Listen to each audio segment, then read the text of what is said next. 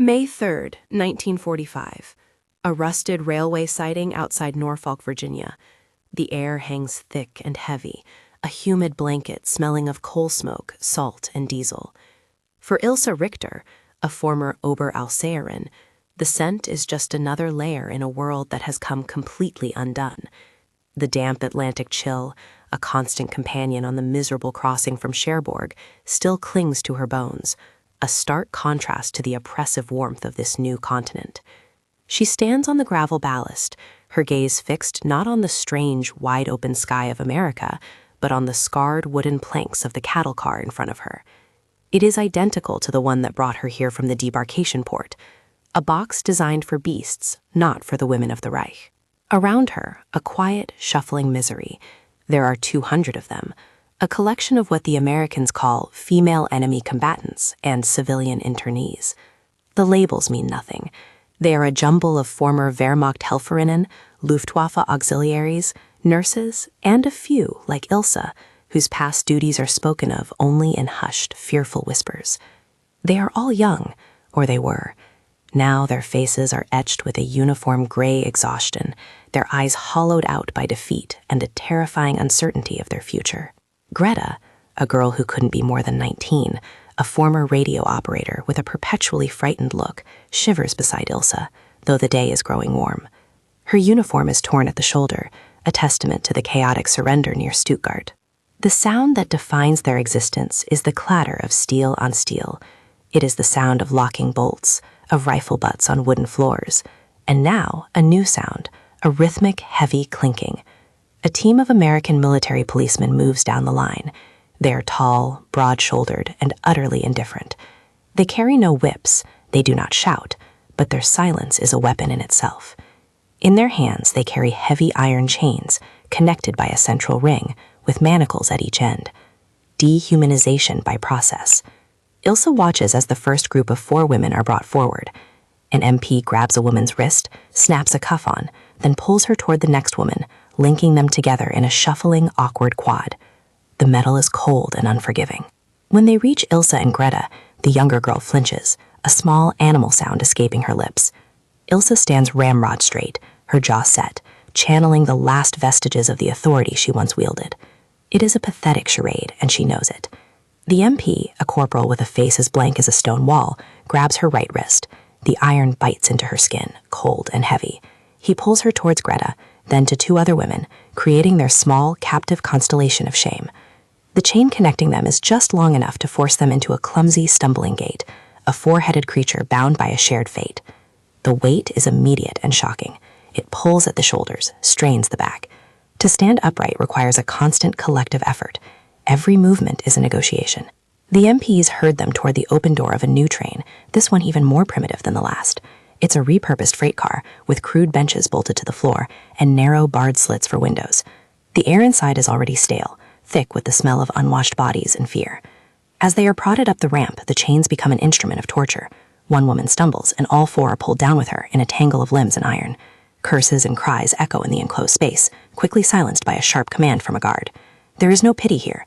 There is only the cold, efficient machinery of processing the vanquished.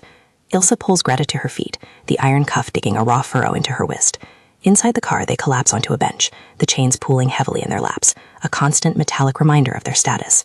They are not prisoners of war. They are cargo. They are animals being shipped to a pen.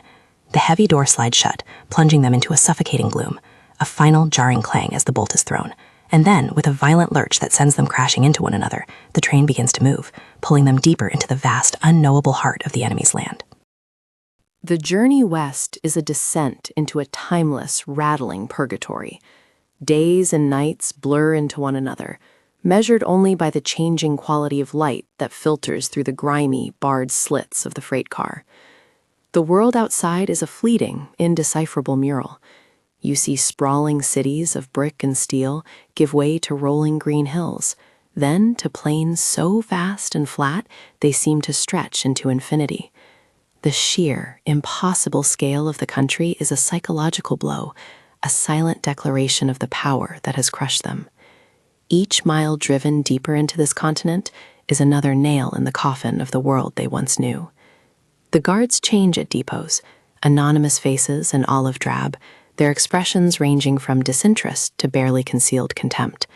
They dispense water from metal cans and hard biscuits that taste of dust, the entire transaction conducted in a grim silence.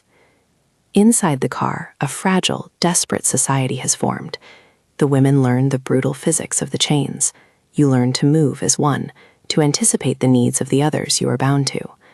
A trip to the foul-smelling bucket in the corner is a humiliating public spectacle, a 4-person shuffle that leaves everyone raw with shame. Sleep is a fractured, restless thing, achieved in awkward angles against the hard walls, the cold weight of the iron a constant presence against your skin. Ilse watches Greta recede into herself, her eyes wide and vacant, her lips sometimes moving in a silent prayer. The older women, the ones who saw service on the Eastern Front, are harder. They hoard their rations, their gazes sharp and mistrustful. But even their stoicism is cracking under the strain. The constant, grinding chafe of the manacles has rubbed their wrists raw. The skin is broken, inflamed, and for some, beginning to fester in the humid air. The chain is more than a physical restraint. It is a weapon against the mind. It erases individuality. You are no longer Ilse or Greta or Magda. You are a component of a clanking, shuffling unit. Your dignity is stripped away with every stumble, every shared clumsy movement. The weight on your wrist becomes a weight on your soul, a constant reminder that you are less than human, a dangerous thing to be tethered and controlled. Ilse tries to hold on to the discipline that has defined her life, but it's a losing battle.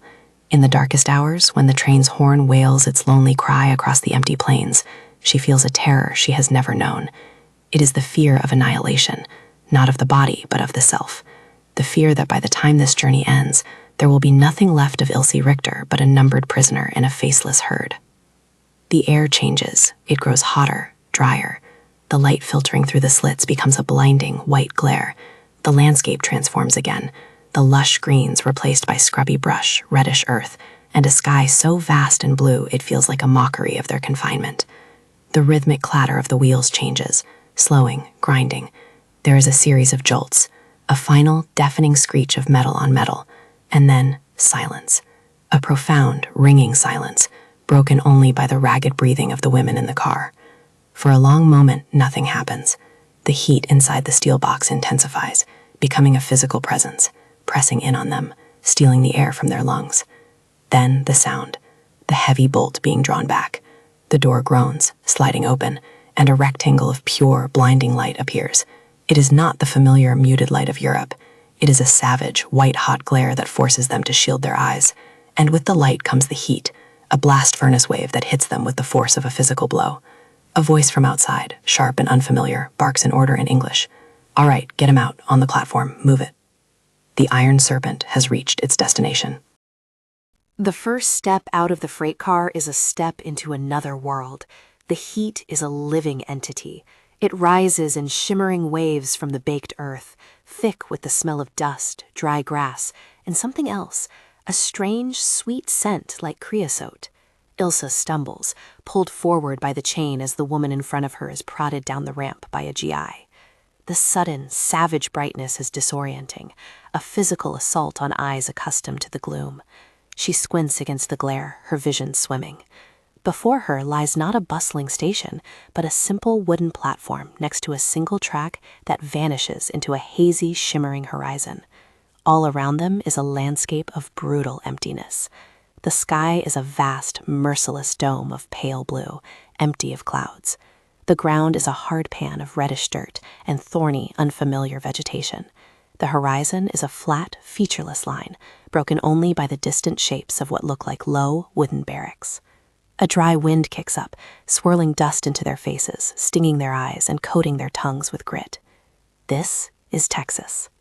The American soldiers who had guarded them on the train seem out of place here, their olive-drab uniforms dark with sweat, their faces flushed and grim. They form a loose perimeter, their M1 rifles held at a casual port arms, but their eyes are watchful. But there is another group of men waiting, men who do not belong to any army Ilse has ever seen. They stand near a pair of dusty flatbed trucks, their posture relaxed, almost lazy, yet radiating a quiet competence that is unnerving. They aren't wearing uniforms. They wear faded denim trousers, cotton shirts with the sleeves rolled up to their elbows, and wide-brimmed hats that cast deep shadows over their faces. Their boots are scuffed and caked with the same red dust that covers everything. Their skin is tanned to the color of old leather, their faces etched with lines carved by sun and wind. They are cowboys. Not the kind from the fanciful Karl May novels Ilsa read as a girl, but real living men of the American West. They watch the pathetic, clanking procession of women disembark, their expressions unreadable. They don't cheer, they don't mock, they just watch, their blue eyes narrowed against the glare. A U.S. Army captain, a young officer with a harried expression, consults a clipboard and barks an order at the strange civilian men. "All right, let's get this done. We need them processed and moved to the barracks before midday sun hits full force."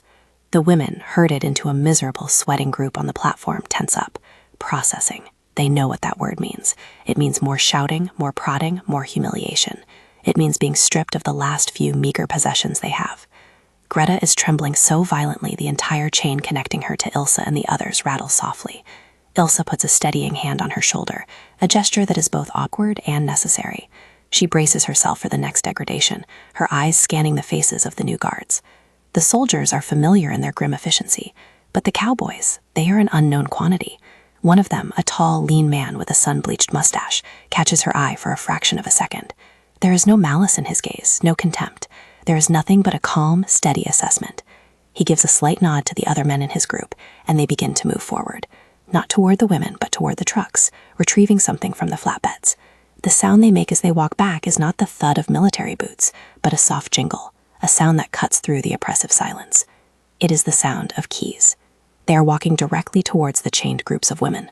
A fresh wave of fear ripples through the prisoners. What new torment is this? Ilsa's heart hammers against her ribs. She locks her knees, refusing to show the terror that is threatening to consume her. The cowboys are coming. The world shrinks to the space of a few feet. The dust, the heat, the impossibly vast sky, it all fades into a blurry periphery. All that matters is the approaching man. He is older than he looked from a distance, perhaps in his late 40s. His face is a roadmap of hard-lived years, the skin around his eyes crinkled from a lifetime of squinting into the sun. He stops directly in front of Ilsa's group of 4, his shadow falling over them. He smells of tobacco, sweat, and the dry dust of the plains. He doesn't look at their faces, not at first. His gaze is fixed on the heavy iron ring that joins their 4 chains. Ilsa braces herself, her muscles tensing for a shove, a blow, for the casual brutality that has become the currency of her life. Greta lets out a tiny, choked whimper beside her, but the blow never comes. Instead, the man crouches down. The movement is slow, deliberate, with the easy economy of motion of someone who works with his body every day. You can see the worn leather of his belt, the simple bone handle of a knife sheathed there. He holds a small, tarnished brass key in his calloused fingers. He doesn't speak.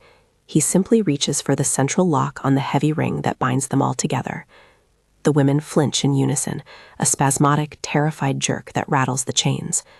The man pauses for a heartbeat, his hands hovering in the air. He lifts his head and looks at them, his gaze moving from one face to the next. His eyes, a pale, clear blue, are not cold or angry. They are patient. It is an expression so alien, so unexpected, that it short-circuits Ilsa's fear, replacing it with a profound confusion. He speaks, and his voice is not the sharp bark of a soldier, but a low, calm drawl, the words smoothed out by the Texas sun. "Easy now, just hold still." He turns his attention back to the lock. He inserts the key. The sound of the metal scraping inside the lock is loud in the tense silence. It takes a moment. The lock is rusted from the sea air and sweat. He works at it patiently, without frustration. Then a dry, grating click. It is not a loud sound, but it resonates through the iron, up their arms, and into the very core of their beings. The man pulls the central ring apart. The 4 chains, now unlinked from each other, slither to the ground with a heavy clatter, raising small puffs of red dust. For a moment, the women remain frozen, still bound by their individual manacles, but freed from their forced, shameful union. The cowboy stands up and moves to the woman on the end. He takes her wrist gently, turning it to access the lock on her manacle. The woman, a stern-faced nurse from Hamburg, is so stunned she doesn't resist. Another click, and the heavy cuff falls away from her arm, leaving a raw red circle on her skin. He moves to the next woman, and then to Greta, who is staring at him, her mouth slightly agape, tears tracking clean paths through the grime on her cheeks. He unlocks her cuff, his movements economical and sure. And then he is in front of Ilsa. She forces herself to meet his gaze. He is looking at her, directly into her eyes. And in that moment she realizes what is so profoundly jarring. He is not looking at a prisoner number. He is not looking at a defeated enemy or a piece of cargo. He is looking at a woman. And he is seeing the raw, chafed flesh of her wrist. And he is performing a simple human task. He takes her arm. His thumb brushes against her skin. A touch devoid of violence or intimacy. A touch of pure, unadorned function. He unlocks the final cuff. The weight vanishes. The sudden lightness of her arm is a shock. Blood, hot and tingling, rushes back into her hand. She can't breathe. It feels as if a band has been released from around her chest. She watches as the man coils the 4 chains with practice efficiency and walks away, moving to the next group without a second glance. All up and down the line, the same quiet, methodical ritual is being performed. The soft jingle of keys, the click of locks, the heavy sigh of iron falling into dust. The women are silent, overwhelmed. They stand, rubbing their wrists, staring at the discarded chains as if they are molted skins of some terrible creature. For the first time since their capture, someone has looked at them and chosen not to inflict pain, not to enforce humiliation, but to remove it. They were animals in a pen, and a stranger in a dusty hat has just unlocked the gate. A profound, ringing silence descends upon the platform, broken only by the whisper of the hot wind and the distant cry of a hawk circling in the vast, empty sky. The American soldiers watch, their expressions a mixture of confusion and impatience. This was not in their manual. Their job was to transport hostile entities from point A to point B under maximum security. This quiet, deliberate act of mercy, for it could be called nothing else, was an unscheduled disruption. The women stand untethered, blinking in the savage sunlight. They are still prisoners, still thousands of miles from the smoldering ruins of their homes, but the air they breathe feels different. It feels lighter. They can stand apart, move their arms freely, reclaim the small, inviolable space of their own bodies. Ilse looks down at her right wrist. A livid red and purple band marks the spot where the iron had bitten into her flesh. She touches it gingerly. The skin is broken, tender, but the feeling that overwhelms the pain is one of a staggering, vertiginous relief. She looks at Greta. The girl is no longer crying. She is staring at her own freed hands as if they are newfound objects, slowly flexing her fingers, a look of dazed wonder on her face. Around them, other women are doing the same, rubbing their raw wrists, stretching their arms, taking deep, shuddering breaths that seem to be their first in weeks. The chains lie in disorganized heaps in the red dust, inert and powerless, ugly symbols of a torment that has, for now, ended. The cowboys have finished their work. They gather the heavy restraints, tossing them onto the flatbed of a truck with a final dismissive clang. They show no sign of self-satisfaction, no acknowledgement of the gravity of their actions. To them, it was perhaps a simple matter of practicality, or perhaps of fundamental decency that required no discussion. They had seen animals transported in such a way, but these were women, and you simply did not treat people like that. It was an unspoken code, as natural to them as the sun and the dust. The young captain clears his throat, breaking the spell. All right, form 2 lines. We're marching to the barracks. Let's go. The order is sharp, but it has lost some of its sting. The women obey, but their movements are different now. They are no longer a shuffling, clanking herd. They walk as individuals. There is a newfound space between them, a quiet dignity in the way they hold themselves. As they begin the long, hot walk down a dusty track toward the distant camp, Ilse glances back at the platform. The cowboy who unlocked her chains is leaning against the truck, lighting a cigarette. He is just a man, an ordinary man in a foreign land that has become her prison. He is not her friend. He is not her savior. He is her jailer. But in one small, silent act, he has given her back something she thought was gone forever, the belief that she was still a human being. The physical weight of the chains was immense, but it was nothing compared to the psychological weight they imposed. Now another kind of weight settles upon her, the weight of this unexpected moment of grace. The march is long. The sun is brutal. The future is a terrifying blank. But for the first time in a very long time, Ilse Richter can breathe. And in the suffocating darkness of a world consumed by war, that single breath is a revolution.